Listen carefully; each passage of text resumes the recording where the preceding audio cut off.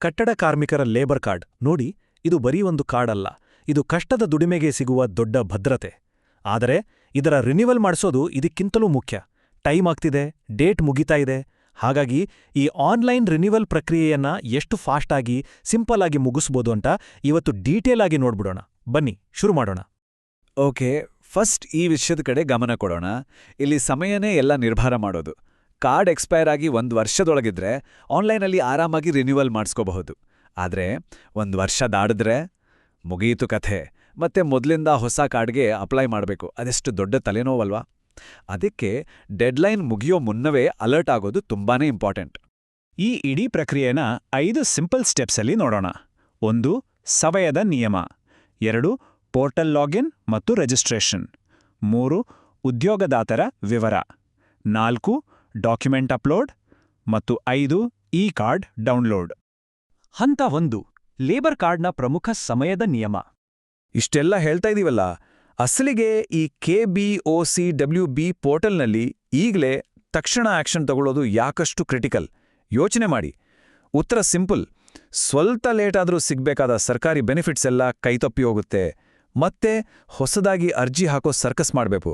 So late ಮಾಡದೆ ಈ digital solution ಕಡೆ ಹೋಗೋದೇ ಜಾಣತನ. ಹಂತ 2. ಪೋರ್ಟಲ್ ಲಾಗಿನ್ ಮತ್ತು ನೋಂದಣಿ. ಇದು ತುಂಬಾನೇ ಸುಲಭ.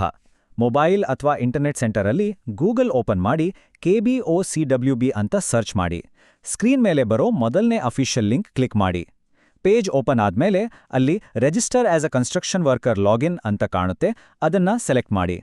ನೋಡಿ, ಈ ಡಿಜಿಟಲ್ ಸ್ಟೆಪ್ಸ್ ನಿಮ್ಮ ಸ್ಮಾರ್ಟ್ಫೋನಲ್ಲೇ ಮಾಡಬಹುದಾದಷ್ಟು ಈಸಿ. ಇಲ್ಲಿ ನಾವು ಮೇನ್ ಆಗಿ ಗಮನಿಸಬೇಕಾಗಿರೋದು ಭದ್ರತೆ ಬಗ್ಗೆ. ಸಿಸ್ಟಮ್ ಒಳಗೆ ಹೋಗೋಕೆ ರಿಜಿಸ್ಟರ್ ಆಗಿರೋ ಮೊಬೈಲ್ ನಂಬರ್ ಹಾಕಬೇಕು. ತಕ್ಷಣವೇ ಒಂದು ಸೆಕ್ಯೂರ್ 1 ಟೈಮ್ ಪಾಸ್ವರ್ಡ್ ಅಂದ್ರೆ OTP ಬರುತ್ತೆ. ಅದನ್ನ ಹಾಕಿದ್ರೆ ಮಾತ್ರ ಸೇಫಾಗಿ ಲಾಗಿನ್ ಆಗ್ತೀವಿ. ಇದರಿಂದ ಈ ಅಕೌಂಟ್ನ ಬೇರೆ ಯಾರೂ ಮಿಸ್ಯೂಸ್ ಮಾಡೋಕ್ಕೆ ಚಾನ್ಸೇ ಇಲ್ಲ. ಲಾಗಿನ್ ಆದ ತಕ್ಷಣ ದೊಡ್ಡದೊಂದು ಡ್ಯಾಶ್ಬೋರ್ಡ್ ಓಪನ್ ಆಗುತ್ತೆ. ಅಲ್ಲಿ ರಿಜಿಸ್ಟ್ರೇಷನ್, ಸ್ಕೀಮ್ಸ್ ಅಂತ ಏನೇನೋ ಆಪ್ಷನ್ಸ್ ಇರುತ್ತೆ. ಆದರೆ ಕನ್ಫ್ಯೂಸ್ ಆಗಬೇಡಿ, ನಮ್ಮ ಟಾರ್ಗೆಟ್ ಇರೋದು ಕಾರ್ಡ್ ರಿನ್ಯೂವಲ್ ಮಾಡೋದು. ಹಾಗಾಗಿ ನೇರವಾಗಿ ಆ ರಿನ್ಯೂವಲ್ ಅಥವಾ ರಿನ್ಯೂವಲ್ ಬಟನ್ ಮೇಲೆ ಮಾತ್ರ ಕ್ಲಿಕ್ ಮಾಡಿ ಮುಂದಕ್ಕೆ ಹೋಗಬೇಕು. ಹಂತ 3. ಉದ್ಯೋಗದಾತ ಮತ್ತು ಕೆಲಸದ ವಿವರಗಳು. ಸೊ ಇಲ್ಲಿರೋ ಅತಿ ಮುಖ್ಯವಾದ ಪಾಯಿಂಟ್ ಏನಂದ್ರೆ, ನಾವು ಆನ್ಲೈನ್ನಲ್ಲಿ ಟೈಪ್ ಮಾಡೋ ಉದ್ಯೋಗದಾತರ ಅಂದ್ರೆ ಕಾಂಟ್ರಾಕ್ಟರ್ ಹೆಸರು ನಮ್ಮ ಹತ್ರ ಇರೋ ಕೆಲಸದ ಸರ್ಟಿಫಿಕೇಟ್ನಲ್ಲಿರೋ ಹೆಸರಕ್ಕೆ ಎಕ್ಸಾಕ್ಟ್ ಆಗಿ ಮ್ಯಾಚ್ ಆಗಬೇಕು. ಅಕ್ಷರಶಃ ಒಂದೇ ಇರಬೇಕು. ಒಂದು ಸಣ್ಣ ಸ್ಪೆಲ್ಲಿಂಗ್ ಮಿಸ್ಟೇಕ್ ಆದರೂ ಸಾಕು, ಅಪ್ಲಿಕೇಶನ್ ರಿಜೆಕ್ಟ್ ಆಗೋ ಚಾನ್ಸಸ್ ತುಂಬಾನೇ ಇದೆ. Be careful. ಆಮೇಲೆ ಈ ಜಾಗದ ಡೀಟೇಲ್ಸ್ ಕೊಡೋದು ಕೂಡ ಅಷ್ಟೇ ಇಂಪಾರ್ಟೆಂಟು. ರಾಜ್ಯ ಕರ್ನಾಟಕ ಅಂತ ಸೆಲೆಕ್ಟ್ ಮಾಡಿ. ಆಮೇಲೆ ಈಗ ಕೆಲಸ ಮಾಡ್ತಿರೋ ಜಿಲ್ಲೆ, ತಾಲೂಕು, ಆ ಗ್ರಾಮ ಪಂಚಾಯತ್ ಅಥವಾ ವಾರ್ಡ್, ಜೊತೆಗೆ ಆ ಏರಿಯಾದ ಪಿನ್ ಕೋಡು, ಇವೆಲ್ಲವನ್ನೂ ಫಟಾಫಟ್ ಅಂತ ಸರಿಯಾಗಿ ಫಿಲ್ ಮಾಡ್ತಾ ಹೋದರೆ ಫಾರ್ಮ್ ತುಂಬೋ ಕೆಲಸ ಬೇಗ ಮುಗ್ದೋಗುತ್ತೆ. ಇದಾದ್ಮೇಲೆ ಡ್ರಾಪ್ ಡೌನ್ ಮೆನ್ಯೂ ಇರುತ್ತೆ. ಅಲ್ಲಿ ಕೆಲಸದ ಸ್ವರೂಪನ ಸೆಲೆಕ್ಟ್ ಮಾಡಬೇಕು. ಮೇಸ್ತ್ರಿ, ಪ್ಲಂಬರ್, ವೆಲ್ಡರ್, ಎಲೆಕ್ಟ್ರಿಷಿಯನ್, ಹೆಲ್ಪರ್ ಅಥವಾ ಸಾಮಾನ್ಯ ಕೂಲಿ ಕೆಲಸ, ಹೀಗೆ ದೊಡ್ಡ ಲಿಸ್ಟ್ ಇರುತ್ತೆ. ಇಲ್ಲಿ ಪ್ರತಿದಿನ ಮಾಡೋ ನಿರ್ದಿಷ್ಟವಾದ ವೃತ್ತಿನೇ ಕಡ್ಡಾಯವಾಗಿ ಸೆಲೆಕ್ಟ್ ಮಾಡ್ಕೋಬೇಕು. ಹಂತ 4. ಪ್ರಮಾಣಪತ್ರ ಮತ್ತು ದಾಖಲೆಗಳ ಅಪ್ಲೋಡ್. ಮತ್ತು ಈ 90 ನಂಬರ್ ಇದೆಯಲ್ಲ, ಇದು ಇಡೀ ಪ್ರೋಸೆಸ್ನ ಹೈಲೈಟ್. ಹೌದು, ಕನಿಷ್ಠ 90 ದಿನಗಳ ಕಾಲ ಬಿಲ್ಡಿಂಗ್ ಕೆಲಸದಲ್ಲಿ ಆಕ್ಟಿವ್ ಆಗಿ ದುಡಿದಿದ್ದೀವಿ ಅಂತ ಪ್ರೂವ್ ಮಾಡೋದು ಈ ಪ್ರಕ್ರಿಯೆ ಜೀವಾಳ. ಇದನ್ನ ಸಾಬೀತು ಮಾಡದೆ ಮುಂದಿನ ಸ್ಟೆಪ್ಪಿಗೆ ಹೋಗೋಕೆ ಚಾನ್ಸೇ ಇಲ್ಲ. ಆದರೆ ಈ 90 ದಿನಗಳ ಕೆಲಸದ ಸರ್ಟಿಫಿಕೇಟ್ ಯಾರು ಕೊಡ್ತಾರೆ? ನೋಡಿ, ಲೇಬರ್ ಇನ್ಸ್ಪೆಕ್ಟರ್, ರಿಜಿಸ್ಟರ್ ಆಗಿರೋ ಟ್ರೇಡ್ ಯೂನಿಯನ್, ಪಂಚಾಯತ್ PDO ಅಥವಾ ಸೆಕ್ರೆಟರಿ, ಇಲ್ಲಾಂದ್ರೆ ನೇರವಾಗಿ ಕಾಂಟ್ರಾಕ್ಟರನ್ನ ಕೊಡ್ಬೋದು. ಈ ಸರ್ಟಿಫಿಕೇಟ್ ಕೊಟ್ಟವರ ಹೆಸರು, ಅವರ ಅಡ್ರೆಸ್, ಮೊಬೈಲ್ ನಂಬರ್ ಮತ್ತೆ ಡೇಟ್ ಇವೆಲ್ಲವನ್ನೂ ಪೋರ್ಟಲ್ನಲ್ಲಿ ಮಿಸ್ ಮಾಡದೆ ಎಂಟರ್ ಮಾಡಬೇಕು. ಸರಿ, ಈಗ ಅಪ್ಲೋಡ್ ಮಾಡೋಕ್ಕೆ ರೆಡಿ ಇಟ್ಕೋಬೇಕಾದ 3 ಕಡ್ಡಾಯ ಡಾಕ್ಯುಮೆಂಟ್ಸ್ ಯಾವುದು ಅಂತ ನೋಡ್ಕೊಳ್ಳಿ. 1. ಈಗಾಗಲೇ ಹೇಳಿದ 90 ದಿನಗಳ ವರ್ಕ್ ಸರ್ಟಿಫಿಕೇಟ್. 2. 3 ತಿಂಗಳ ಪೇ ಸ್ಲಿಪ್ ಅಥವಾ ವೇತನ ಚೀಟಿ. 3ನೇದು ಒಂದು ಸೆಲ್ಫ್ ಡಿಕ್ಲರೇಷನ್ ಫಾರ್ಮ್. ಈ 3 ಭೌತಿಕ ದಾಖಲೆಗಳ ಸ್ಕ್ಯಾನ್ ಕಾಪಿ ಇದ್ರೆ ಮಾತ್ರ ಅಪ್ಲಿಕೇಶನ್ ಕಂಪ್ಲೀಟ್ ಆಗೋದು. ಫೈಲ್ ಅಪ್ಲೋಡ್ ಮಾಡೋ ಮುಂಚೆ ಈ ಟೆಕ್ನಿಕಲ್ ರೂಲ್ಸ್ ಮರಿಬೇಡಿ.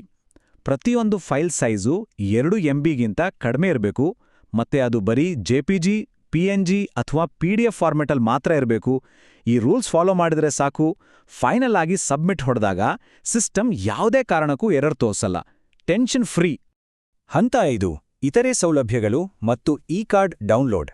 ಈ ರಿನ್ಯೂವಲ್ ಪ್ರೊಸೆಸ್ ಎಲ್ಲ ಮುಗಿದು ಅಪ್ರೂವ್ ಆದ್ಮೇಲೆ ಪೋಸ್ಟ್ಮ್ಯಾನ್ ಕಾರ್ಡ್ ತರ್ತಾನೆ ಅಂತ ತಿಂಗ್ಳುಗಟ್ಲೆ ಕಾಯೋ ಅವಶ್ಯಕತೆನೇ ಇಲ್ಲ. ಡ್ಯಾಶ್ಬೋರ್ಡ್ನಿಂದಲೇ ಅಫಿಷಿಯಲ್ ಲೇಬರ್ ಕಾರ್ಡ್ನ ಡಿಜಿಟಲ್ ಕಾಪಿನ ಅಂದ್ರೆ ಈ ಕಾರ್ಡನ್ನ ಸ್ಪಾಟ್ನಲ್ಲೇ ಡೌನ್ಲೋಡ್ ಮಾಡ್ಕೋಬೋದು. ಇದನ್ನ ಪ್ರಿಂಟ್ ತೆಗ್ಸಿ ಎಲ್ಲ ಕಡೆ ಅಫಿಷಿಯಲ್ ಆಗಿ ಯೂಸ್ ಮಾಡ್ಬೋದು. ಎಂಥ ಒಳ್ಳೆ ಸೌಲಭ್ಯ ಅಲ್ವಾ? ಡೆಡ್ಲೈನ್ ಅಂತೂ ತುಂಬಾ ಹತ್ರ ಬರ್ತಾ ಇದೆ. ಹಾಗಾದ್ರೆ ಈ ಎಲ್ಲ ಡಾಕ್ಯುಮೆಂಟ್ಸ್ ಇವತ್ತೇ ಅಪ್ಲೋಡ್ ಮಾಡಕ್ಕೆ ರೆಡಿ ಇದೆಯಾ?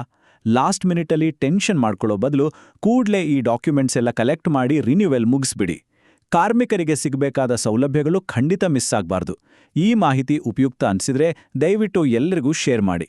ಮತ್ತೊಂದು ಇಂಪಾರ್ಟೆಂಟ್ ಮಾಹಿತಿಯೊಂದಿಗೆ ಮತ್ತೆ ಸಿಗೋಣ.